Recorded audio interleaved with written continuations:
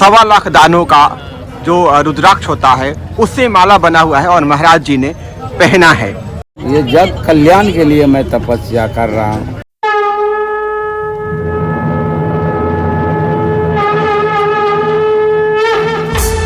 और यहाँ अखाड़ा क्षेत्र में आपको जगह जगह पर भंडारा मिलेगा खाने के लिए।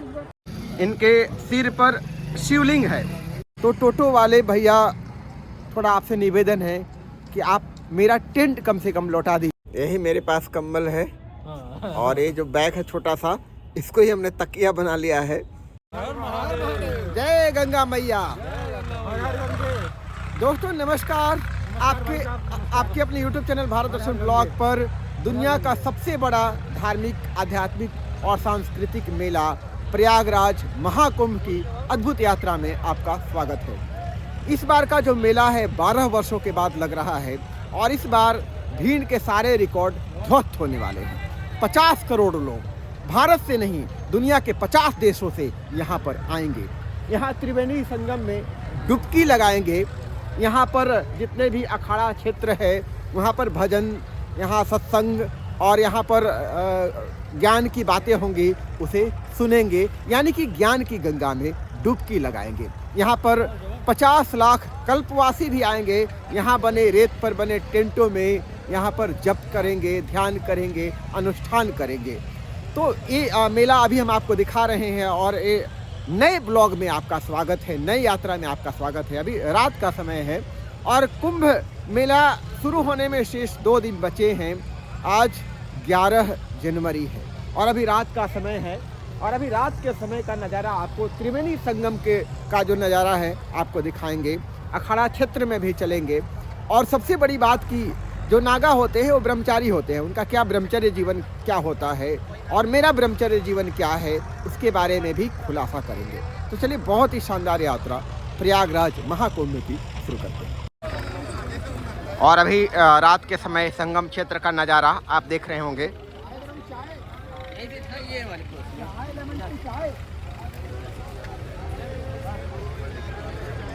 हर जगह आपको मीडिया कर्मी यहाँ पर मिल जाएंगे रिपोर्टिंग करते हुए।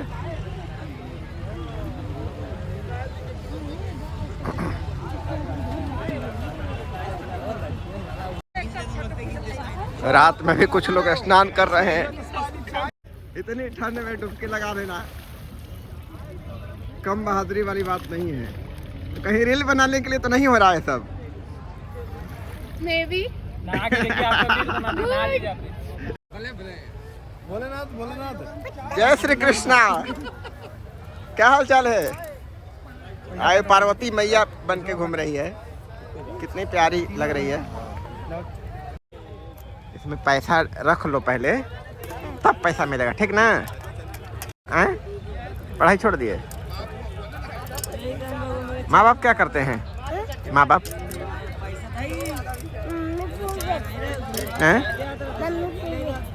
फूल बेचती है। अच्छा, मम्मी फूल बेचती है, आपको कृष्णा बना दी है।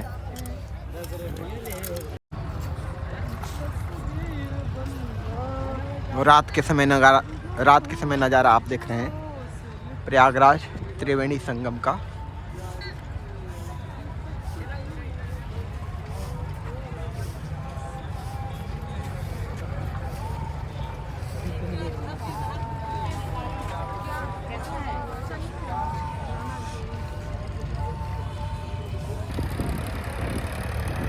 देखिए यहाँ पर संगम तट पर जोर शोर से काम चल रहा है। दोस्तों, यहाँ कड़कड़ाती ठंड में प्रयागराज में महाकुंभ ऑर्गेनाइज हो रहा है, तो आपके मन में एक बेचैनी, एक डर सा माहौल होगा कि कहीं ठंड में जाएंगे, ठंड न लग जाए। तो यहाँ पर अलाव की भी व्यवस्था है।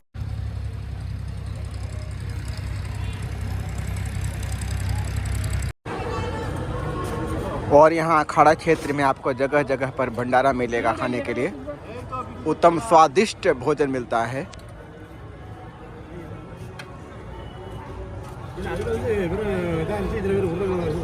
आपने पाया महाराज भोजन? पा लिया? वेजिटेरियन एकदम पूरा प्योर वेजिटेरियन है, बहुत स्वादिष्ट। और यहाँ पर देखिए आप महाकुंभ में नागा बाबा का तप, कितना तप होता है पूरे 1.5 महीनों तक एक तप करेंगे, साधना करेंगे सिद्धि के लिए, ज्ञान प्राप्ति के लिए।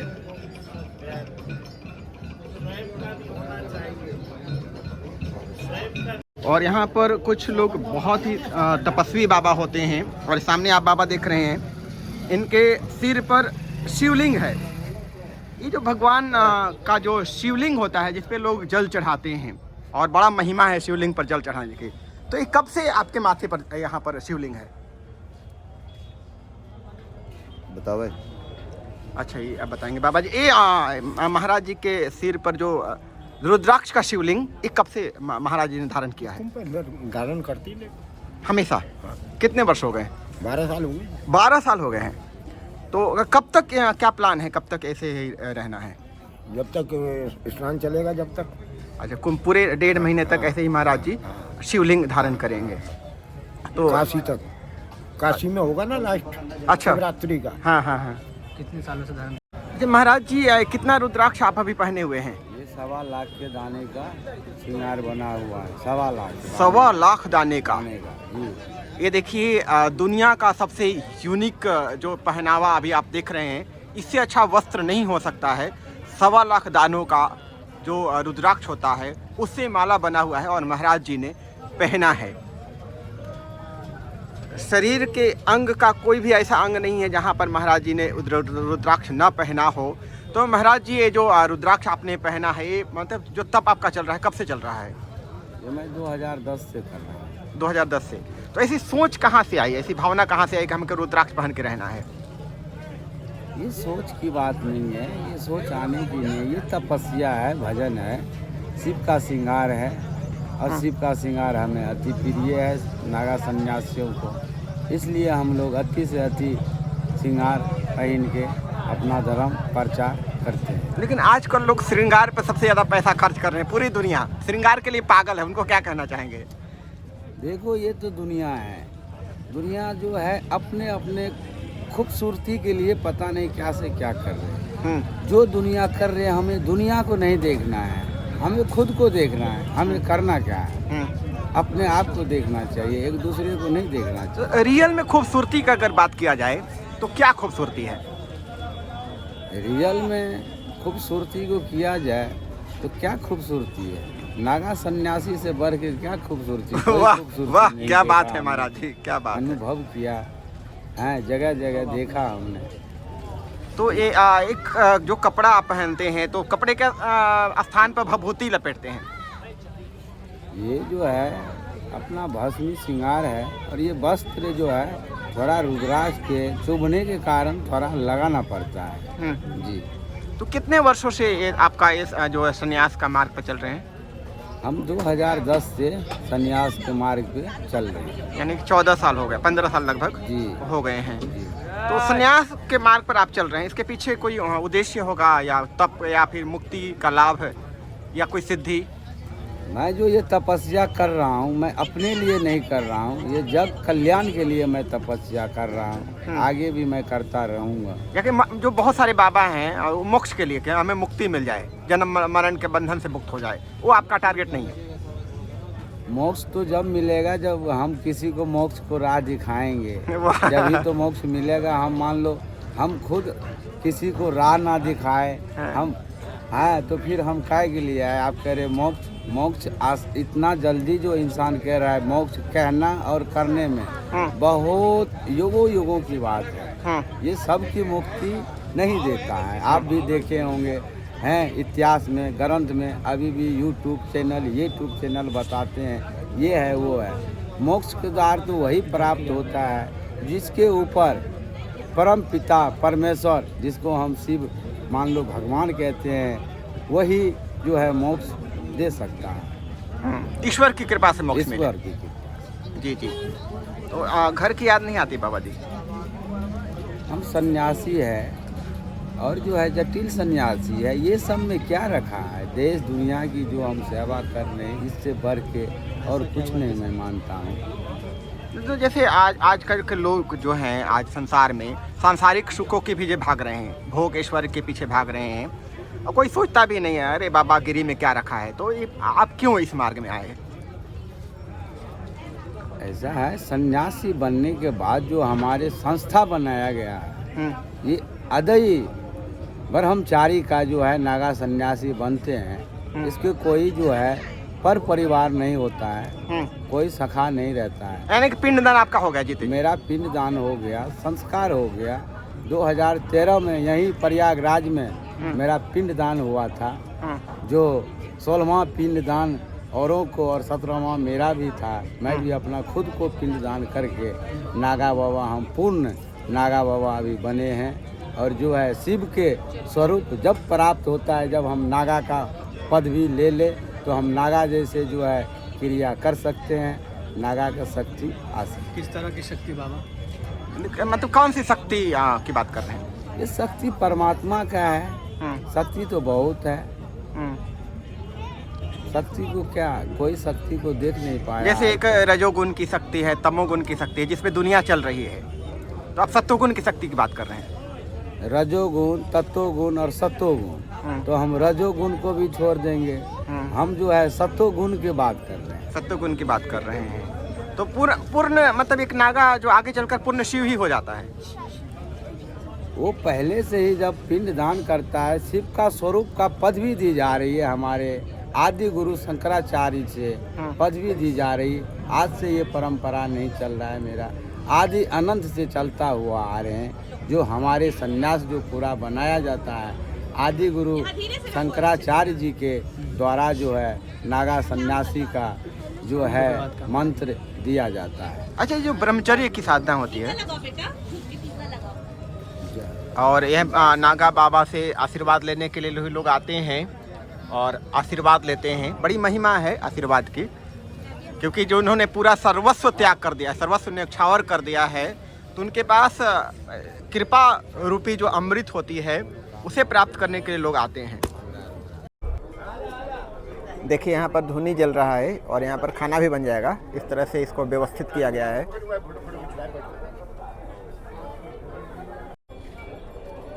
दोस्तों, अभी हम आपको दिखा रहे हैं प्रयागराज महाकुंभ में अखाड़ा क्षेत्र में नागा बाबाओं की अनोखी दुनिया। नागा बाबा नंगे रहते हैं और ऐसी मान्यता है कि नागा बाबा पूर्ण ब्रह्मचर्य का जीवन जीते हैं। और नागा बाबा यहाँ तक कहते हैं कि वे शिव स्वरूप हो चुके हैं, सबका उन्होंने त्याग कर दिया है।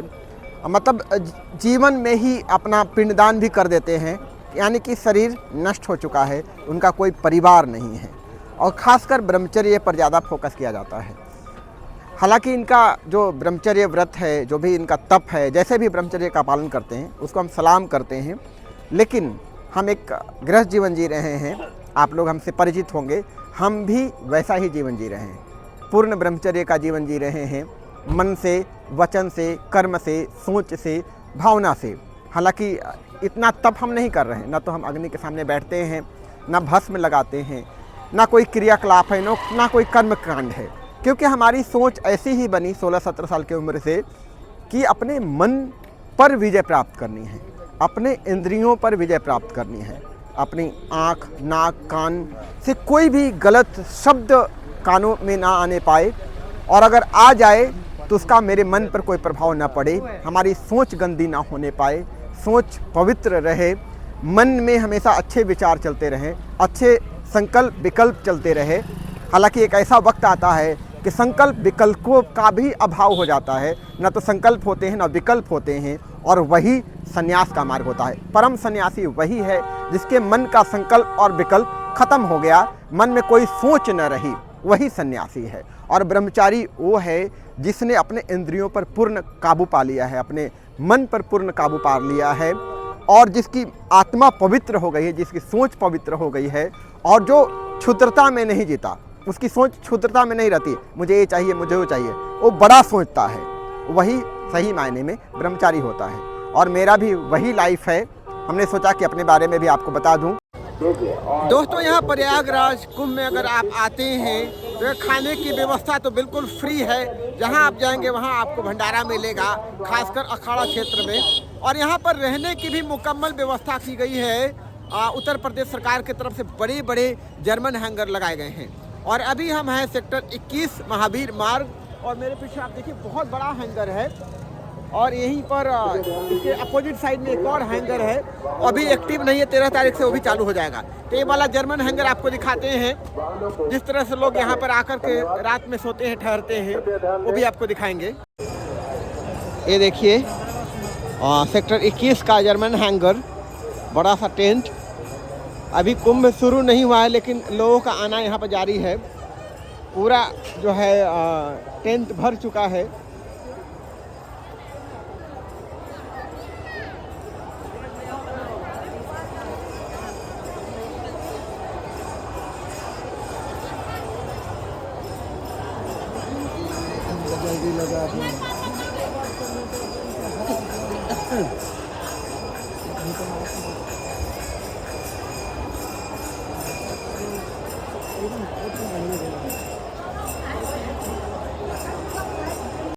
परंतु आपको चादर या कंबल लाना पड़ेगा, यहाँ पर बेड की व्यवस्था नहीं है अगर आप फ्री में रहना चाहते हैं तो। दोस्तों अभी हम आपको दिखा रहे हैं प्रयागराज महाकुंभ का नज़ारा, तैयारियाँ, क्या व्यवस्था है। और अभी यात्रा करते करते रात हो गई है, रात के 10 बज रहे हैं और सोने के लिए अभी हम आ चुके हैं। यहाँ पर मीडिया कर्मियों के लिए टेंट लगे हुए हैं, हालांकि सब बुक हैं, एक अभी खाली है, इसी में जाकर के सोएंगे। और हालांकि मेरे पास वैसे टेंट रहता है, आप सबको मालूम है जो हमारा नियमित तौर पर चैनल देखते हैं। लेकिन टोटो में मेरा बैग छूट गया, उसमें तकरीबन 10,000 रुपये का सामान था। मेरा लाइट था, उसमें मेरा योगा मैट था, उसमें टेंट था, बहुत सारा सामान था। यानी कि मेरी पूरी गृहस्थी उसमें टोटो के साथ चली गई, बैग के साथ। तो टोटो वाले भैया थोड़ा आपसे निवेदन है कि आप मेरा टेंट कम से कम लौटा दीजिए, बहुत दिक्कत हो रहा है ठंड में रहने के लिए। टेंट ही हमारा आसरा था और उसका फ़ोटो भी है टोटो वाले का, आपके साथ हम शेयर कर देंगे इस वीडियो के साथ। फ़िलहाल अभी यहाँ पर रह रहे हैं, बुक हो जाएगा तो फिर प्रॉब्लम हो जाएगी।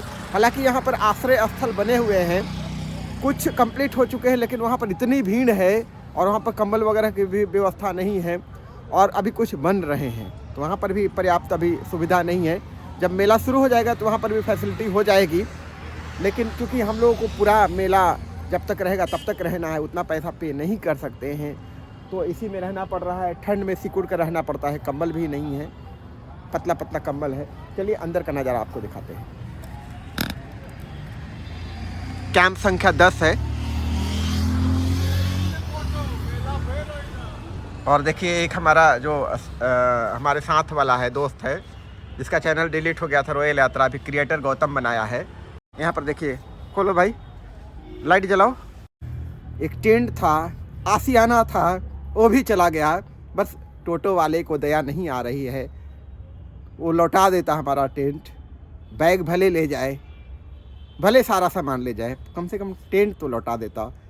और एक योगी का सामान है, कम से कम उस नाते तो उसको थोड़ा दया दिखानी चाहिए। खैर मुसीबतें तो आती हैं, दरवाजे, सारे दरवाजे बंद हो जाए तभी हिम्मत मत हारिए। सारे दरवाजे बंद हो जाएंगे तो पीछे से एक दरवाज़ा खुलेगा और वहाँ से आप एंट्री कर सकते हैं। यही मेरे पास कंबल है और ये जो बैग है छोटा सा, इसको ही हमने तकिया बना लिया है और बस सो जाएंगे। कितना टफ लाइफ है उसको आप भी रियलाइज़ कर रहे होंगे।